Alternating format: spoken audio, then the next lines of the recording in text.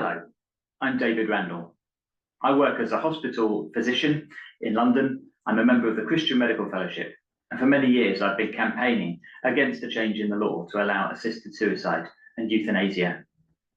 In the book of Proverbs, it tells God's people to speak up for those who cannot speak for themselves, to defend the rights of the poor and needy.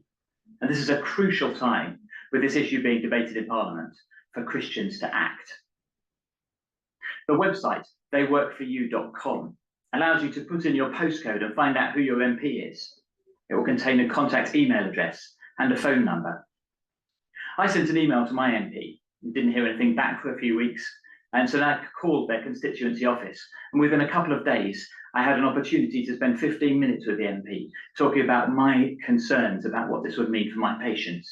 It's very easy to do. And actually my experience of talking to quite a number of MPs over the past few weeks is that they're really struggling with the decision of how to vote on this issue. And they really welcome hearing from constituents about their own concerns. So what should you say if you do contact your MP?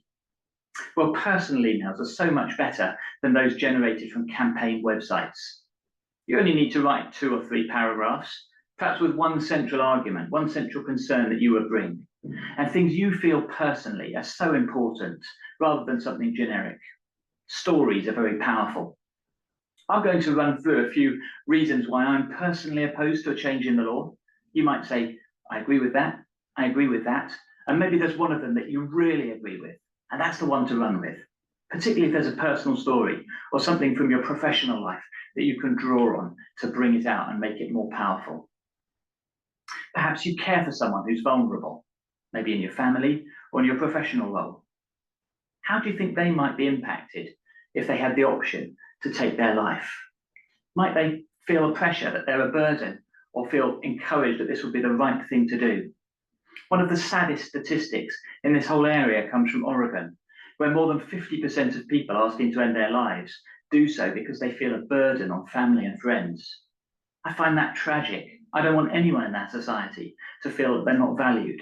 And certainly we know for people created in the image of God that all of us have immense worth. If you feel worried about someone you care for, maybe make that the basis of your letter. Perhaps you've seen someone die recently. I wonder what experience they had. You might have seen how really good quality palliative care is transformative. It's my experience when I've been to hospices or seen patients cared for well at home, just how comfortable patients can be made, and how when you get patients out of pain, they have space to process what's going on, to reconnect with their family, and to die well. Some people have a bad experience at the end of their life, and maybe you've seen that. Maybe you've seen services that were overstretched, hospices that were full, nurses who couldn't come out in the middle of the night, patients who end up at 3 a.m. in the emergency department. The Health Secretary, Wes Streeting, said he plans to vote against this bill because he doesn't feel current NHS provision is adequate for people at the end of life. We can never be in the situation of saying that we're unable to deliver good care, but hey, we could help you end your life instead. Maybe you're concerned about the slippery slope. You've good reason to be. The experience in Canada was that they tried to pass a very narrow bill that would only allow assisted suicide and euthanasia for people at the very end of their lives with intolerable suffering. That law was rapidly changed in response to a court decision. So in 2016 they legislated.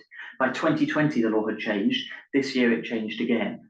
And as of March 2027, and euthanasia or assisted suicide will be available to any Canadian with a physical or mental disorder who feels that they're suffering intolerably.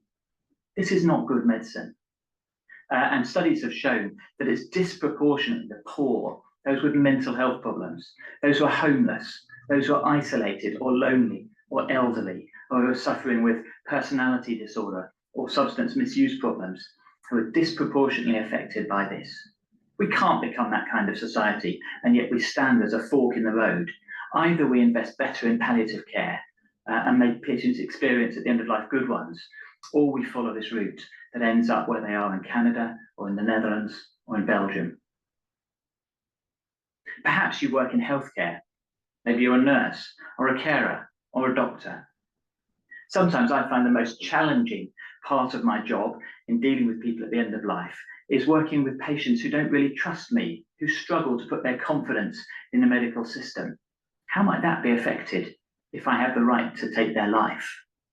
How might patients feel if they think that me broaching the subject of end-of-life care equates to me trying to save costs or free up beds?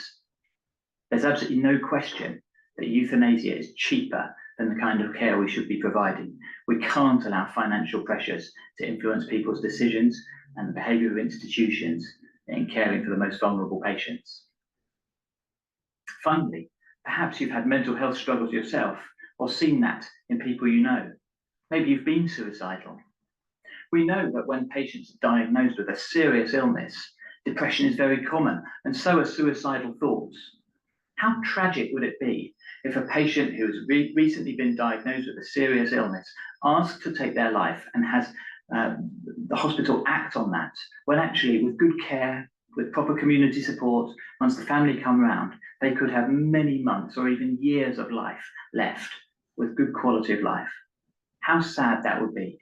We can't become the kind of society which gives up on people or allows them to be the victim of their own mental health struggles. If you've been persuaded by this, please take this opportunity. There's not a lot of time. MPs will be debating and voting on this on the 29th of November. Please take the opportunity today or tomorrow to compose an email and send it to your MP. It's very easy to do. Perhaps offer to meet up with them and share your concerns in person. Thank you.